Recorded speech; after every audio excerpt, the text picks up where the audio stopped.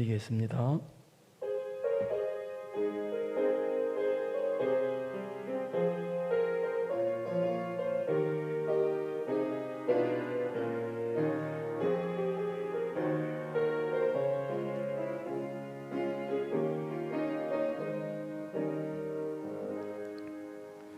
여호와여, 주는 나의 방패시요 나의 영광이시요 나의 머리를 드시는 자이시니이다. 내가 나의 목소리로 여호와께 부르짖으니 그의 성산에서 응답하시는도다. 내가 누워 자고 깨었으니 여호와께서 나를 붙드심이로다. 천만이 나를 에워싸 진친다 하여도 나는 두려워하지 아니하리이다. 여호와여, 일어나소서. 나의 하나님이여, 나를 구원하소서. 주께서 나의 모든 원수의 뺨을 치시며 악인의 일을 꺾으셨나이다. 구원은 여호와께 있사오니 주의 복을 주의 백성에게 내리소서. 전능하신 아버지 하나님, 감사합니다. 영광을 받으시옵소서.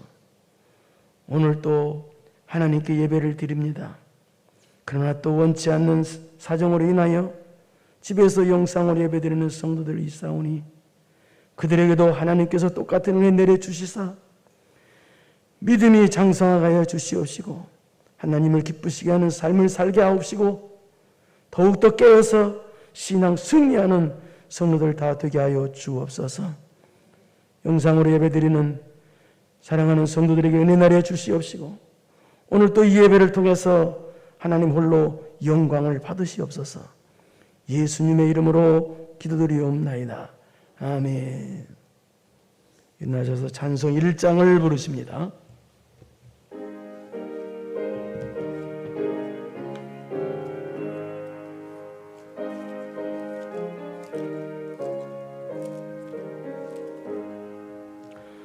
만복의 근원 하나님, 온 백성 찬송 드리고 저 천사여 찬송하세. 찬송 성부 성자 성령 아멘.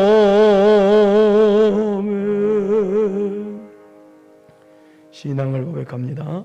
전능하사 천지를 만드신 하나님 아버지를 내가 믿사오며 그의 아들 우리 주 예수 그리스도를 믿사오니 이는 성령으로 잉태하사 동정녀 마리아에게 나시고 본디오 빌라도에게 고난을 받으사 십자가에 못 박혀 죽으시고 장사한 지 사흘 만에 죽은 자 가운데서 다시 살아나시며 하늘에 오르사 전능하신 하나님 우편에 앉아 계시다가 저리로서 산자와 죽은 자를 심판하러 오시리라.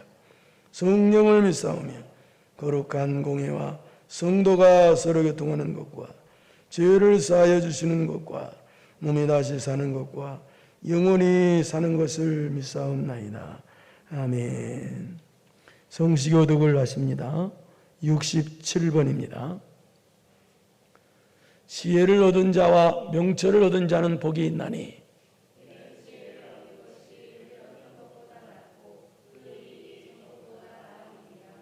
지혜는 진주보다 귀하나 네가 사모하는 모든 것으로도 이에 비교할 수 없도다.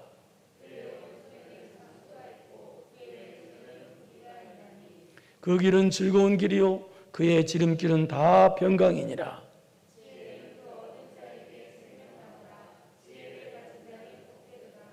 여호와께서는 지혜로 땅에 털을 놓으셨으며 명철로 하늘을 견고히 세우셨고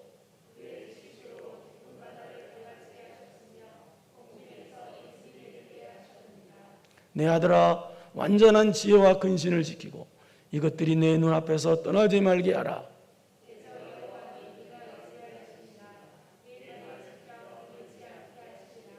아멘. 자리에 앉으시기 바랍니다. 찬송가 191장을 부르십니다.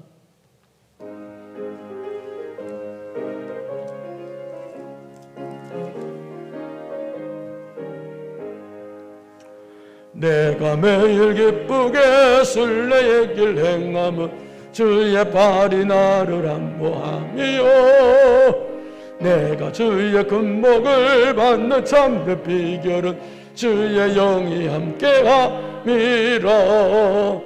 성령이 계시네 할렐루야 함께하. 밤낮 기뻐하는 것 주의 영이 함께함이로. 전에 죄에 빠져서 평안함이 없을 때 예수 십자가의 공로 힘입어 그 발 아래 엎드려 참된 평화 얻음은 주의 영이 함께함이로. 성령이 계시네 할렐루야 함께하시네.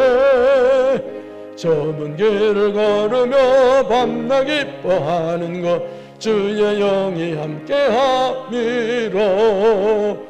나와 동행하시고 모든 염려하시니 나는 숲의 새와 같이 기쁘다.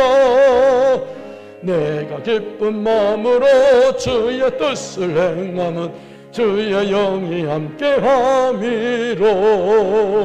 성령이 계시네 할렐루야 함께하시네. 좁은 길을 걸으며 밤낮 기뻐한 주의 영이 함께함이로. 세상 모든 욕망과 너의 모든 정욕은 십자가의 이미 못을 박았네.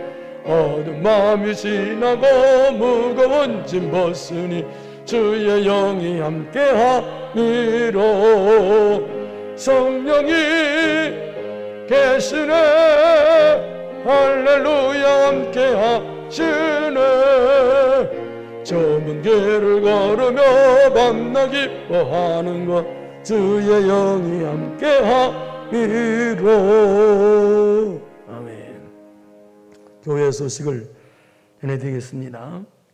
안타깝게도 2주간이 연장이 되었습니다.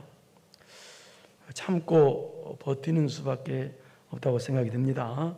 네, 기억하시고 기도하시고 믿음이 약해지지 않고 승리하는 여러분 되기를 바랍니다. 2주간 동안 연장되었으니까 지금 상황대로 그대로 하겠습니다. 영상으로 예배 드리시는 분들도 많이 기도해 주시기를 바랍니다. 이제 찬송가 210장 부르시면서 드린 예물을 봉헌하는 시간을 갖겠습니다. 200장입니다.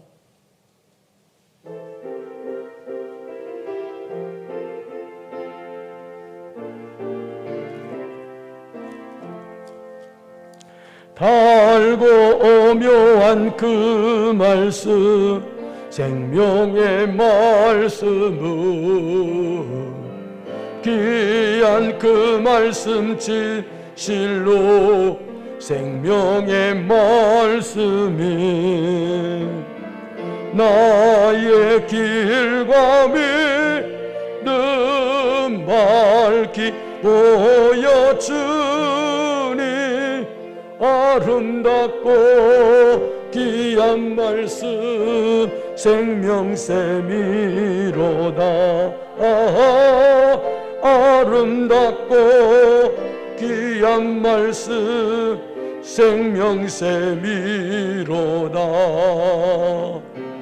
귀한 주님의 말씀은 내 노래 되도다.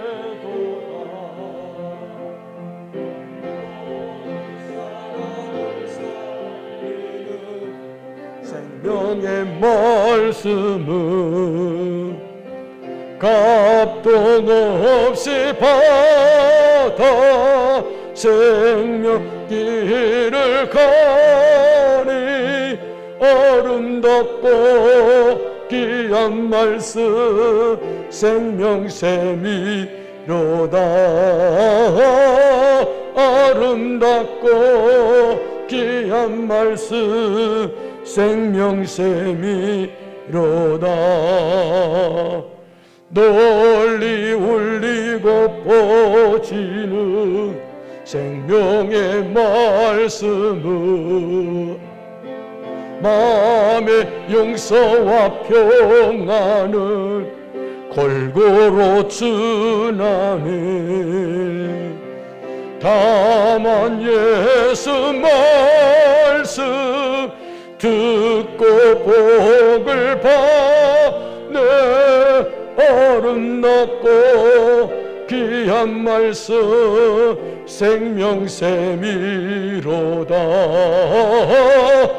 아름답고 귀한 말씀 생명샘이로다. 아멘. 기도하시겠습니다. 하나님의 자녀가 11조 예물, 감사 예물, 기타 여러 가지 예물을 드렸습니다. 또 집에서 영상으로 예배드리면서 하나님께 예물을 드렸습니다. 받으시옵소서.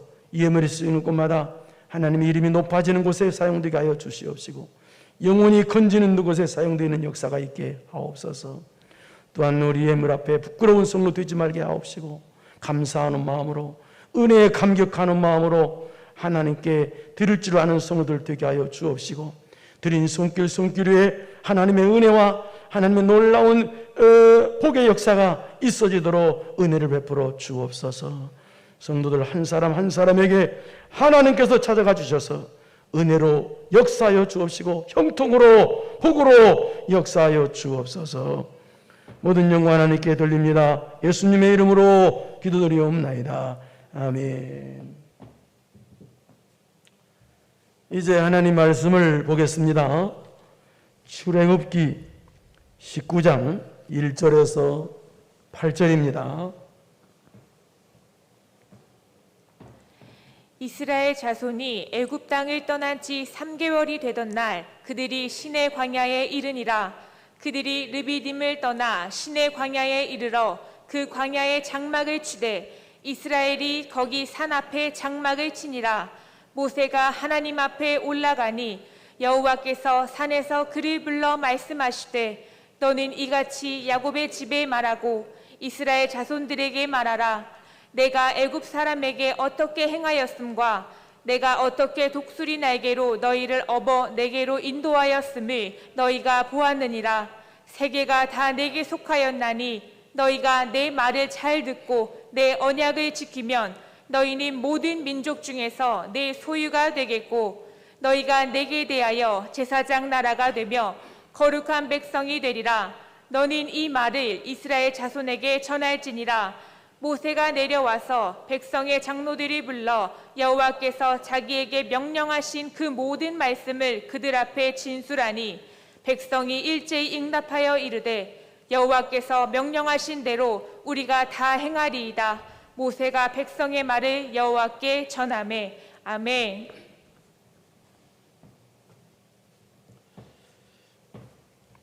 기도하겠습니다. 하나님 아버지, 감사합니다. 영광을 받으시옵소서. 주님의 은혜로 우리는 살고 있다는 것을 믿음으로 굳건하게 믿고 흔들리지 않는 성도 되게 하옵시고, 하나님의 백성들은 하나님의 은혜가 떠나지 않는다는 것을 확실히 믿고 승리하는 성도들 되게 하여 주옵소서. 말씀 들을 때 믿음이 자라게 하여 주옵소서. 특히 영상으로 예배드림의 말씀을 듣는 사랑하는 성도들에게도 믿음이 자라는 역사가 있게 하여 주옵소서. 예수님의 이름으로 기도드리옵나이다. 아멘. 설교하기 전에 제가 모기한테 헌혈을 했습니다. 여기 왼쪽 오른쪽 눈에. 너무 가려워서 막 긁다 보니까 한쪽 눈이 이렇게 됐습니다. 보는 대로. 그래서 참 신기하게 여러분 그렇게 가지고 안 생긴 얼굴 더 안 생겨져서 그렇게 안 하시고 모기 조심하시길 바랍니다. 출애굽기는 하나님께서 사랑하시는 하나님의 백성을 어떻게 구원하셨고 어떻게 인도하셨나를 기록한 것이 출애굽기의 내용입니다. 아브라함의 손자이자 이삭의 아들인 야곱이 있지요. 그 야곱의 아들 중에 11번째 요셉이 아들인 요셉이 애굽의 총리로 있을 때 그 야곱과 그 야곱의 식구들 70여 명의 식구들이 애굽의 고센 땅에 내려가서 살게 됩니다. 그런데 애굽의 고센 땅에 내려가기 전에 한참 전에 하나님께서는 야곱을 이스라엘이라고 이름을 바꾸셨습니다. 그래서 성경에 보면은 야곱을 부를 때 야곱이라고 부르기도 하고 또 야곱을 이스라엘이라고 부르기도 합니다. 그러니까 야곱이 고센 땅에 내려가서 살았다. 이 말은 어떻게 말을 표현할 수 있느냐? 이스라엘과 이스라엘 식구들이 고센 땅에 내려 살았다. 이렇게 해도 맞는 말이죠. 근데 우리 창세기 5장 13절을 한번 보겠습니다. 시작. 여호와께서 아브라함에게 이르시되 너는 반드시 알라. 네 자손이 이방에서 개게 되어 그들을 섬기겠고 그들은 400년 동안 내 자손을 괴롭히리니. 이것은 하나님께서 아브라함에게 언약하신 거, 약속하신 내용인데 네 자손이 이방에서 개게 되어, 이 말은 무슨 말이냐면 애굽에서 종살이하면서 400년 동안 고통을 당했다, 그 말입니다.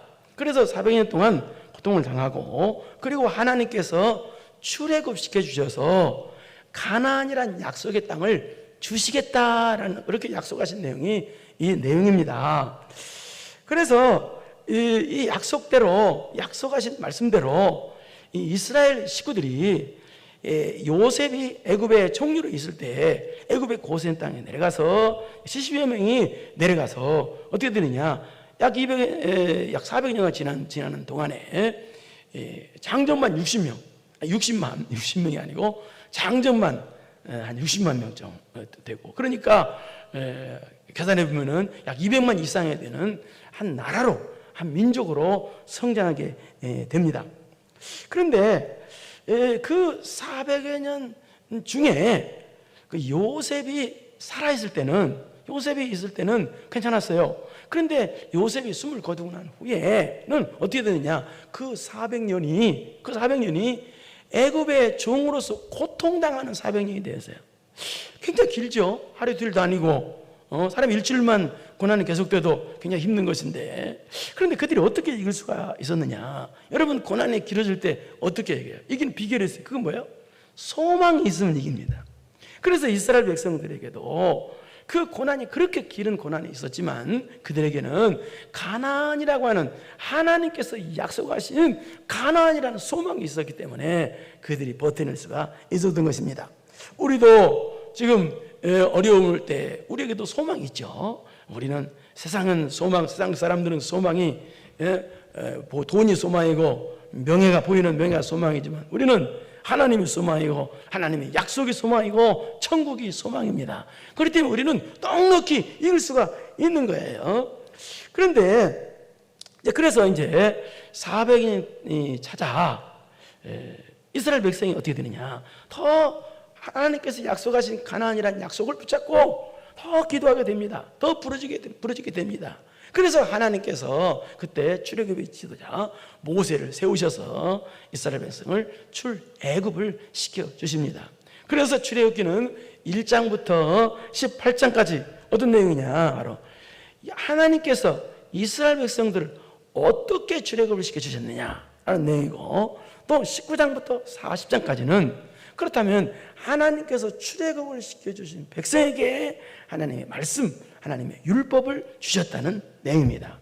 그러면 율법을 주신 이유가 왜 주셨느냐? 그것은 바로 이 뜻입니다. 하나님께서 너희들을 1장부터 18장까지 이렇게 놀라운 구원의 은혜를 너희들에게 베풀어 주셨기 때문에 이제 너희들에게는 의무가 있는데 하나님의 언약을 지킬 의무가 있다, 그 말입니다. 그러니까 이 말은 무슨 말이냐, 하나님께서 예수 그리스도 통해서 우리를 놀라운 구원의 은혜를 우리에게 베풀어 주셨죠. 구원의 은혜를 베풀어 주셨으면 하나님께서 우리들에게 요구하시는 것이 있다는 거예요. 그것은 바로 하나님 말씀대로 살아야 될 그런 의무가 있다는 것이에요. 그것을 말한 것이 바로 19장부터 40장까지 내용이다, 그 말입니다. 그래서 오늘 본문도 하나님께서 율법을 주시고 하나님의 약속의 말씀을 주셨는데 주시기에 앞서서 오늘 본문은 주시기에 앞서 특히 20장에는 십계명을 주신 말씀이 나와요. 그래서 십계명을 주시기에 앞서서 오늘 본문의 내용은 이스라엘 백성을 준비시킨 내용이에요. 그래서 하나님의 말씀, 하나님의 약속의 말씀을 주시기에 앞서서 준비시킨 내용을 통해서, 그렇다면 구원받은 성도들이 성도들로서 우리의 의무는 뭔가, 의무가 무엇인가를 배우고자 합니다. 이 준비시키는 본문을 통해서 하나님께서 우리에게 주어진 우리 성도들의 의무는 무엇인가 보겠습니다. 1절을 보겠습니다. 우리 의무가 뭔지 시작. 이스라엘 자손이 애굽 땅을 떠난 지 3개월이 된 날 그들이 시내 광야에 이르니라. 이스라엘 자손이 애굽 땅을 떠난 지 3개월이 된 날, 이번은 이스라엘 백성이 출애굽에서 3개월째 되는 해 하나님께서 모세를 호렙산 시내산이 있는 에서 부르셨죠. 그러니까 그 있는 그 시내 광야로 하나님께서 인도해 주셨다 그 말입니다. 그래서 그 인도해 주시는 동안에 이스라엘 백성들은 뭘 체험했어요? 10가지 재앙을 체험하고, 또 홍해를 건너는 체험을 하고, 구름기둥과 불기둥 은혜도 체험하고, 만나와 메추라의 은혜도 체험하고, 아말렉과 싸워서 전쟁에서 승리하는 체험하고, 온갖 하나님의 놀라운 은혜를 체험하고 봤어요. 그리고 체험하면서 왔어요. 그걸 뜻해요. 하나님의 구원의 은혜를 체험했다 그 말이에요. 그런데 그래서 3개월이 되던 날 시내 광야에 이르렀다.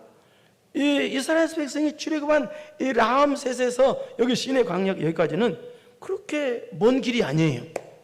그런데 3개월째 2달 정도가 되는 그 길을 이렇게 왔다? 굉장히 더디게 온 거예요. 왜 그러느냐? 그들이 그렇게 많은 은혜를, 놀라운 은혜를 체험했지만 그런데 그들이 시험을 못 이겼다는 거예요. 시험을 못 이기면 신앙이 전진이 안 됩니다. 사람은 누구나, 성도라면 누구나 다 시험이 있습니다. 그런데 그 오는 시험을 못 이기면 신앙이 전진이 늦어집니다. 신앙의 장성이 늦어지고요. 전진도 안 되고요. 그래서 우리는 반드시 시험을 이겨야 된다 그 말입니다. 2절을 보겠습니다. 2절 시작. 그들이 느비딤을 떠나 시내 광야에 이르러 그 광야에 장막을 치되 이스라엘이 거기 산 앞에 장막을 칩니다. 그러니까 출애굽할 때 정말로 놀라운 일들이 많이 있었죠. 정말로 막 어렵고 힘든 일도 많이 있었지만 그냥 놀랍게 출애굽했습니다. 그런데 지금 출애굽해서 이제 안전하게 시내 광야에, 시내산이 있는 시내 광야에 그래 도착해서 그래서 장막을 치게 되었다라는 뜻입니다. 근데 여기에서 시내 광야에서 여기에서 10개월 동안, 약 10개월 동안 머물면서 하나님께서 그들에게 하나님 말씀을 주십니다. 여기에서 10개월 동안 머물면서 3절을 보십시오. 그래서 이제 도착해서 장막을 치고 시작. 3절 시작. 모세가 하나님 앞에 올라가니 여호와께서 산에서 그를 불러 말씀하시되 너는 이같이 야곱의 집에 말하고 이스라엘 자손들에게 말하라. 그런데 도착하자 모세가 하나님 앞에 올라갔다는 거예요.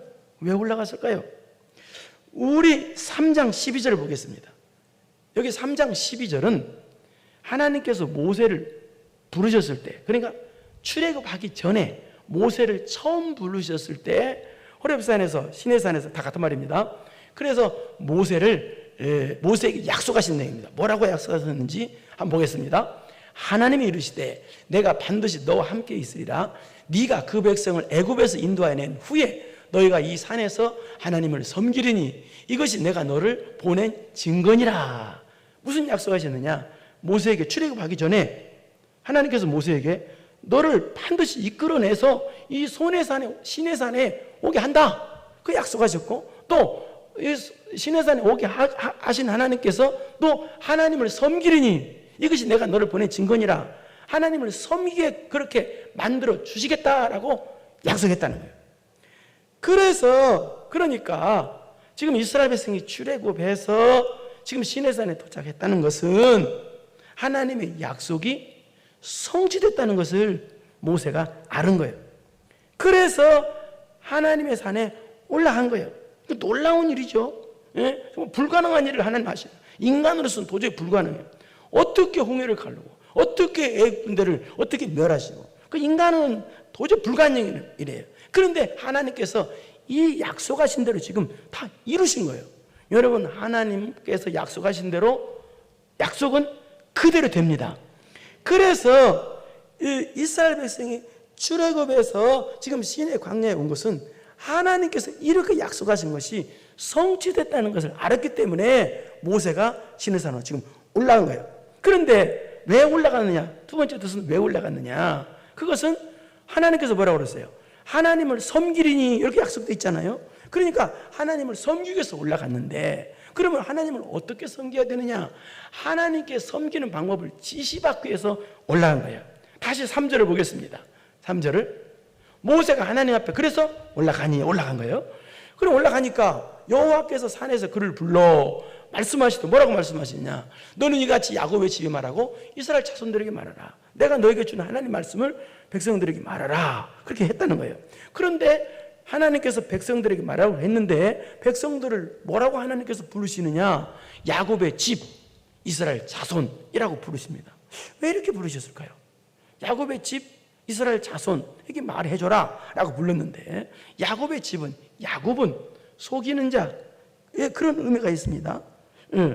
속이는 자. 그러니까 이 야곱은 변화받기 전에 이 모습이에요. 그런데 이스라엘은 하나님만 야곱이 의지했을 때 해바국 열명에서 하나님께서 주신 이름이에요. 야곱을 바꿔주신 이름이에요.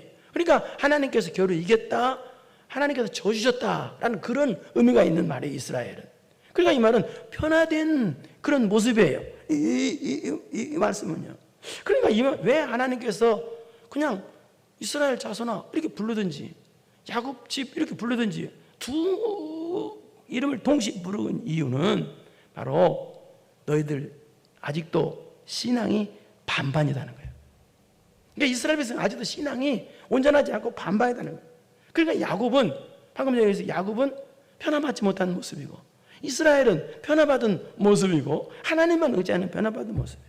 그러니까 두 이름을 동시에 이게 불러주신 것은 너는 변화된 것 같지만 아직은 아니다. 너는 언약 백성으로서, 이스라엘 백성들아 너희들은 언약 백성으로서 좀 부족하다. 부족한데도 하나님께서 구원해 주시고 부족한 데서도 건져 주셨고 부족한데도 이제까지 여기까지 인도해 주셨다, 그 말입니다. 너희들 부족한데도 여기까지 인도해 주셨다. 그럼 어떻게 인도해 주셨느냐? 부족한데도 너희들 인도해 주셨는데 이걸 알아라. 4절 어떻게 인도해 주셨느냐? 시작. 내가 애굽 사람에게 어떻게 행하였는가? 내가 어떻게 독수리 날개로 너희를 업어 내게로 인도하였음을 너희가 보았느니라. 지금 이 말은 애굽 사람에게 어떻게 행하였는가? 내가 어떻게 독수리 날개 너희를 업어 내게로 인도하였음을 너희가 보았느니라. 보았다. 이 말은 무슨 말이냐면 이스라엘 백성이 출애굽에서 시내산에 여기까지 오기까지 홍해를 건너고 구름기둥 불기둥 여러 가지 능력 역사를 체험했죠. 그걸 너희들 봤다. 여기까지 인도했다. 보면서 인도해 줬다. 이 말은 또 무슨 말이냐? 이것을 어떻게 표현하느냐? 출애굽에서 시내산까지 인도해 주신 것을 어떻게 표현하느냐? 독수리 날개로 너희를 업어 인도했다는 거예요. 이렇게 표현합니다. 이 말은 무슨 말이냐? 내가 너희를 업어서 인도했다. 이 말은 내가 너희를 그만큼 사랑한다, 그 말이에요. 너희들이 그렇게 부족하지만 야곱이고 이스라엘 자손, 야곱의 집이고 이스라엘 족속은 그렇게 부족한 사람이지만 그럼에도 불구하고 너희들을 내가 건져주시고 너희들을 출애굽시켜주시고 너희들을 여기까지 업어서 하나님께서 업어서 너희들을 인도해줬다. 내가 너희를 그렇게 사랑한다. 애굽의 바로의 무서운 그런 핍박 가운데서도 독수리가 새끼를 업어서 인도했던 것처럼 이것은 일종의 문학적인 표현입니다. 그만큼 내가 너희를 사랑한다, 그런 뜻입니다. 우리 신명기 32장 11절을 보겠습니다. 시작. 마치 독수리가 자기의 보금자리를 어지럽게 하며 자기의 새끼에 너풀거리며 그의 날개를 펴서 새끼를 받으며 그의 날개 위에 그것을 엎는 것 같이. 이 말은 무슨 말이냐? 하나님께서 우리를 얼마나 사랑하시는지. 근데 이것도 같은 말인데요. 어미 독수리가 새끼를 날게 하기 위해서 둥지에서 새끼를 밀어뜨린다는 거예요. 그래서 새끼가 막 살려고 막 날개를 치잖아요. 그럼 날개 치면 떨어져가 지치면 그때 지칠 정도 좀 이상하다. 그러면 어미새가 보고 있다가 지켜보고 있다가 날개를 확 접혀서 밑에 가서 새끼를 살려준다는 거예요. 그걸 반복한다는 거예요. 그럼 반복하면 새끼가 나중에 정말로 튼튼한 독수리가 된다는 거예요. 날개가 힘이 있어서. 왜 이런 말씀하세요? 이게 무슨 말이냐? 하나님께서는 저와 여러분을 사랑하시기 때문에 업어서 건져주시기도 하시지만 또 성도다운 하나님의 백성답게 만들기 위해서 혹독한 훈련도 시키신다는 거예요. 하나님께서는 저와 여러분을 너무너무 사랑하시기 때문에 업어서 건져주시고 인도해주시고 또 성도다운 백성다운 하나님의 백성답게 만들어주시기 위해서 혹독한 훈련도 시키신다라는 말이 이 말입니다. 5절을 보겠습니다. 시작. 세계가 다 내게 속하였나니 너희가 내 말을 잘 듣고 내 언약을 지키면 너희는 모든 민족 중에서 내 소유가 되겠고. 세계가 다 내게 속했다. 너희가 내 말 잘 듣고 내 언약을 지키면 너희는 모든 민족 중 내 소유가 되겠고. 세계가 다 내게 속했다. 왜? 이게 말은 무슨 말이냐면 세계가 다 하나님 것이다. 모든 것이 하나님 주인이시다. 왜 굳이 또 다 아는 사실을 여기다 또 말씀하셨을까요? 세계가 다 내게 속했다. 이 말의 뜻입니다. 세계가 다 내게 속했듯이 내가 너희를 선택해서 너희들은 다 내 것이 됐다는 뜻입니다. 그걸 강조하게 사는 거예요. 하나님의 선택을 저와 여러분을 택해 주신 것을 강조하게 해서 이렇게 말씀하신 거예요. 그러니까 하나님께서 저와 여러분을 택해 주신 놀라운 이런 은혜를 베풀어 주었으니까 바로 너희들은 택함 받은 너희들은 이런 은혜로 택함 받은 너희들은 하나님을 향해서 행해야 될 의무가 있다는 뜻입니다. 의무가. 은혜 받은 사람은 의무가 있어요. 의무. 은혜 받은 사랑받은 사람은 이렇게 업어서 인도함 받고 훈련받는 은혜, 택한 은혜, 이런 은혜 받은 사람은 성도는 저와 여러분은 의무가 있다. 그럼 어떤 의무가 있냐? 그 의무가 뭐냐? 시작. 너희가 내 말을 잘 듣고 내 언약을 지키면이라는 의무가 있다는 거예요. 그러니까 하나님의 언약을 지킬 의무가 있다는 거예요. 하나님 말씀을 잘 듣고 하나님의 언약의 말씀을 지킬 의무가 있다는 거예요.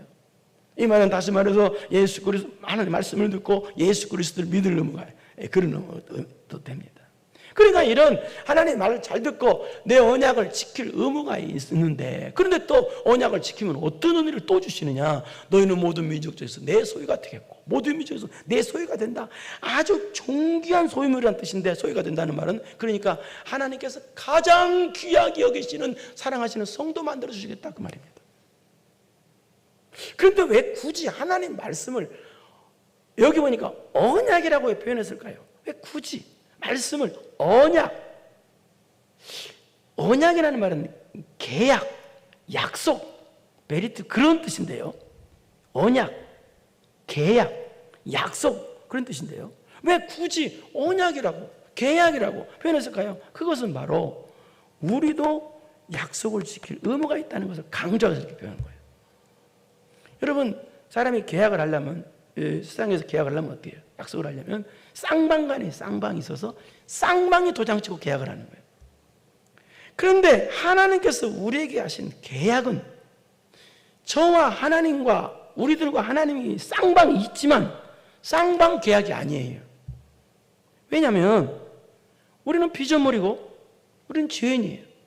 우리같이 부족한 인간과 하나님과 계약을 하시는데 약속을 하시는데 언약을 하시는데 어떻게 되겠어요? 일방적인 계약이에요. 그게 무슨 계약이냐? 무슨 계약이 이런 계약이냐? 이런 계약이에요. 이런 언약이에요. 내가 너한테 이런 거 해주겠다. 하나님 편에서. 그리고 또 하나님께서 뭐라고 말씀하시느냐? 그렇기 때문에 너희들은 나에게 이걸 해야 된다. 이걸 계약이래요. 쌍방 계약인데 하나님께서 일방적인 계약이야. 이게 은혜 일방 계약이고 은혜 계약이에요. 세상 계약은 둘이 도장을 찍어야 되잖아요. 끝까지 있어야 되잖아요. 그런데 그 하나님의 언약은 언약인데 계약인데 약속인데 일방적인 계약이에요. 내가 너희들 이걸 해주겠다. 약속. 그런데 너희들도 이렇게 해야 된다. 언약의 땅이 이게 하나님의 약속. 그런데 이 하나님의 언약 이 속에는 또 무슨 의미가 있느냐? 무슨 의미가 이런 의미가 있어요. 약속을 안 지키면 죽는다는 의미가 있어요. 약속을 안 지키면 분리가 된다는 의미가 있어요. 무서운 말이죠. 그리고 좀 어려운 말이지만 이 언약의 성취는 언제 되냐? 예수 그리스도 십자가를 통해서 언약이 완성이 돼요.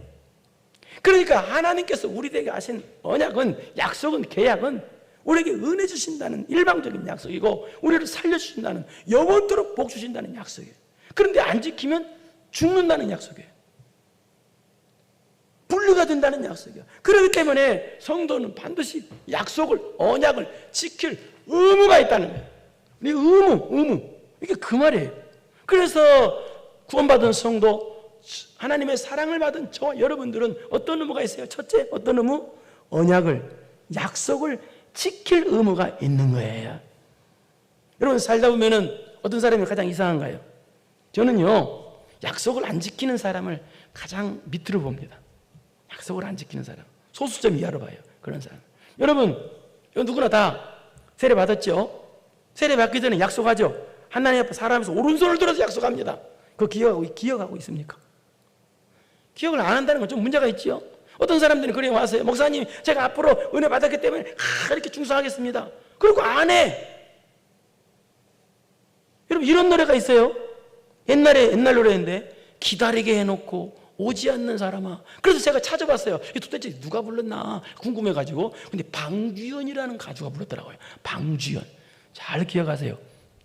방주연이라는 가수가 불렀어요. 그런데 그 내용을 보니까, 기다리게 해놓고 오지 않는 사람아, 나는 기다림에 지쳐서 이제 그만 가노라. 약속했던 시간을 허공에 두고 만나지도 못한 채 이제 그만 가노라.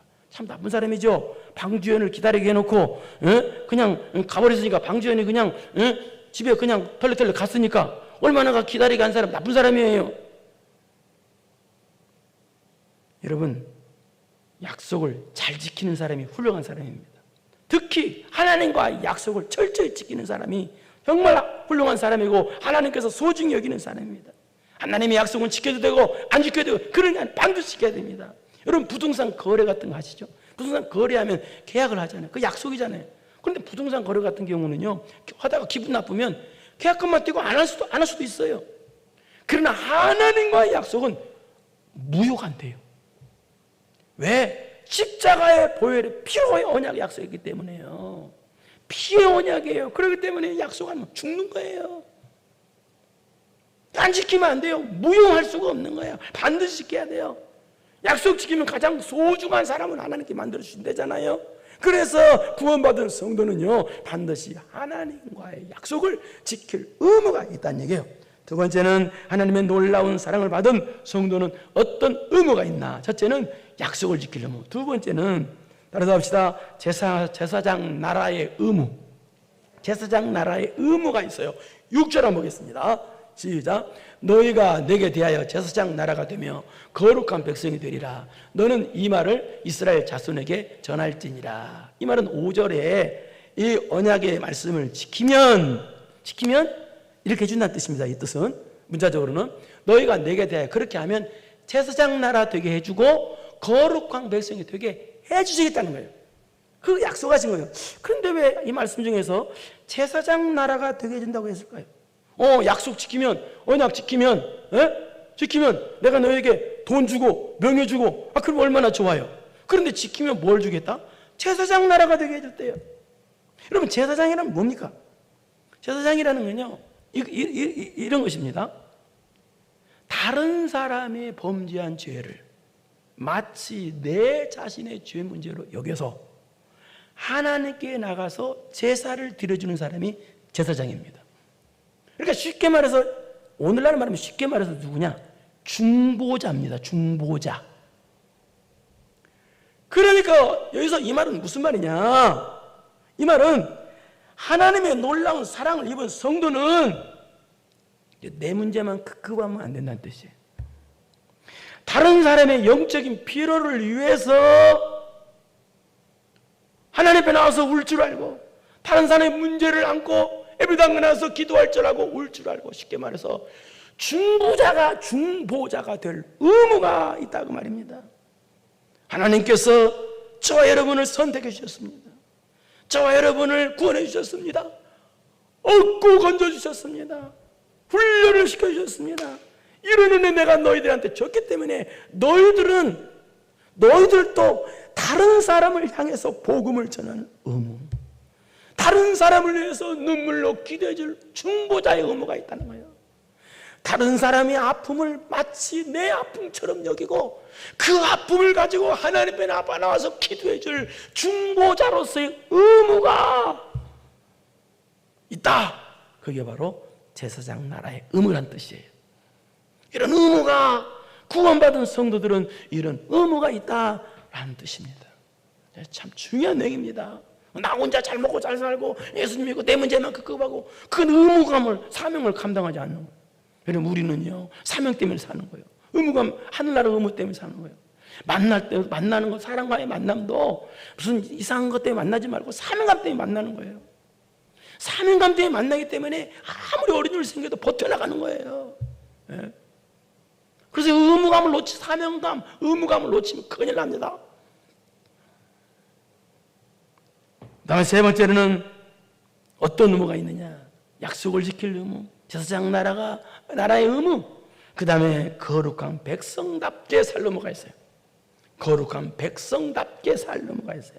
여기 다시 6절에 보니까 너희가 내게 대하여 제사장 나라가 되며 거룩한 백성이 되리라. 이 말도 그 말이에요. 언약을 지키면 하나님께서 거룩한 백성 되게 만들어 주신다, 그 말입니다. 그러니까 내가 거룩해지는 거, 내가 깨끗해지는 거, 내 노력으로 되는 것이 아니라 하나님께서 그렇게 만들어 주신다는 거예요. 그런데 왜 하나님께서 거룩하지도 않는 우리들을 거룩한 백성 왜 만들어 주실까요? 그것은 이 말입니다.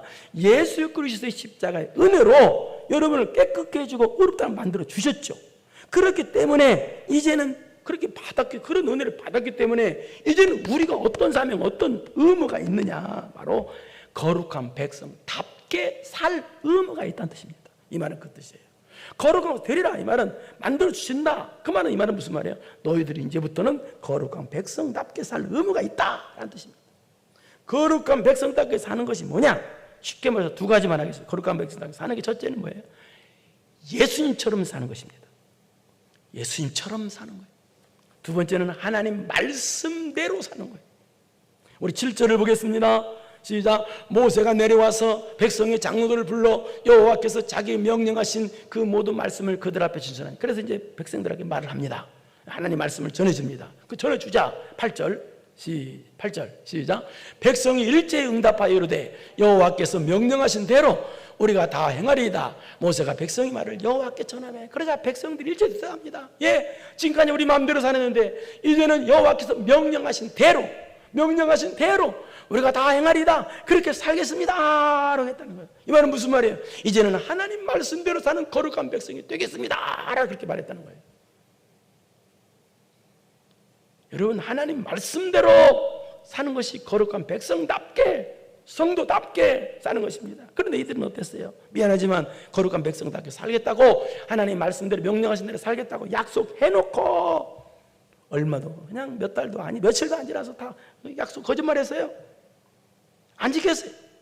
그럼에도 불구하고 하나님께서는 하나님과 약속을 안 지키는 악한 거짓말하는 이들임에도 불구하고 신실하게 하나님께서는 약속을 지켜주셨습니다. 말씀대로 해주셨습니다.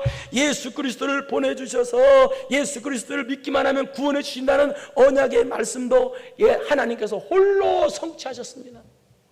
수천 년 동안 백성들은 하나님의 약속의 말씀을 안 지키고 거짓말했지만 하나님께서는 한 번도 거짓말함이 없이 수천 년 동안 하나님의 약속의 말씀을 계속해서 성취해 주시고 홀로 지키셨습니다. 하나님께서는 하나님 말씀을 다 지키셨습니다. 다 성취해 주셨습니다. 완성해 주셨습니다. 그래서 하나님께서 거룩하신 분이라는 뜻입니다. 하나님의 백성답게, 거룩한 백성답게 사는 게 뭐냐? 바로 첫째는 예수님처럼 사는 것이고, 두 번째 바로 하나님 말씀대로 사는 것입니다. 이게 거룩한 백성답게 사는 겁니다. 여러분, 내 마음대로 사는 것은 더럽게 사는 것입니다. 하나님 볼 때 거룩한 백성답게 사는 것이 뭐냐? 예수님답게, 예수님처럼 사는 것이고, 하나님 말씀대로 사는 것이 거룩입니다. 여러분, 그게. 사랑하는 성도 여러분, 저 여러분은 하나님의 백성으로 하나님께서 업어서 나를 건져주시고 업어서 훈련시켜 주시는 그런 은혜를 받았어요. 놀라운 은혜의 약속, 은혜의 언약을 받은 사람이에요. 그러므로 이제는 여러분 이제 의무가 있어요. 어떤 의무가 있느냐? 약속을 지킬 의무가 있어요. 거짓말하면 안 돼요. 작은 거라도 하나님한테 거짓말하면 안 돼요. 하나님이 이렇게 하겠다고 한 건 반드시 하세요. 두 번째는 거룩한 제사장 나라의 의무가 있어요. 제사장 나라가 뭐라고요? 중보자의 의무가 있다는 얘기입니다. 나 혼자만 예수님 믿고 천국 가겠다, 그건 잘못된 신앙입니다. 함께 갑시다 합니다. 주변 사람에게 예수 복음을 전해서 당신도 예수님 믿고 천국 가자고, 당신도 예수님께 소망을 두어보라고 그렇게 전해보십시오. 이게 바로 중보자의 사명이 여러분에게 있는 거예요. 이웃의 아픔을 내 아픔처럼 여기고 이웃의 아픔을 내 가슴에 품고 와서 하나님 앞에 엎드려서 기도해 주란 말이에요. 이런 중보자의 사명이 저와 여러분에게 있다고 말입니다. 세 번째는 거룩한 백성답게 살 의무가 있어요. 왜 교회가 세상의 욕을 얻어먹습니까? 교회가 세상을 닮아가면 안 되는데, 세상이 교회를 닮아야 되는데 교회가 세상을 닮아가요. 충격적이게도 거룩한 백성답지를 못해요. 예수님처럼 살아야 됩니다. 하나님 말씀대로 살아야 됩니다. 내 생각대로, 내 경험대로 사는 것이 더럽게 사는 것입니다. 여러분, 성도의 의무를 다해서 하늘나라 복이 저와 여러분에게 넘치는 여러분 되기를 축원합니다. 걸어가시고 내려오신 하나님 아버지 감사합니다. 의무는 다하지 아니하고 그저 복만 받으려고 하는 어리석은 성도 되지 말고, 우리는 이미 말로 표현할 수 없을 정도로 놀라운 은혜를 받았기에 우리가 하는 의무는 아무것도 아닙니다. 얼마든지 할 수 있는 의무고, 감격해서 할 수 있는 의무고, 기꺼이 기쁘게 할 수 있는 의무입니다. 그럼에도 불구하고 의무 감당하지 아니하고 의무를 저버리고 사명을 저버리는 것은 말도 안 되는 어리석은 성도이오니, 게으른 성도이오니, 미련한 성도이오니, 그런 성도 되지 말고 의무 감당, 사명 감당, 내게 주어진 의무를 저버리지 말고 잘 감당해서 하늘나라의 귀한 일꾼이 되는 성도들 되게 하여 주옵소서. 모든 영광 하나님께 돌립니다. 예수님의 이름으로 기도드리옵나이다. 아멘. 이제는 우리 구주 예수 그리스도의 은혜와 전능하신 하나님 아버지의 무한하신 사랑하심과 성령님의 교통교제 감동감하심이, 성도의 의무가 뭔지를 배웠으니 의무 감당 잘해서 하늘나라의 귀한 일꾼 되기로 만기비결단하고 돌아가는, 그리고 영상으로 예배드리는 사랑하고 사랑하는 성도들 머리머리 위에 이제로부터 영원토록 함께 있을지어다. 아멘.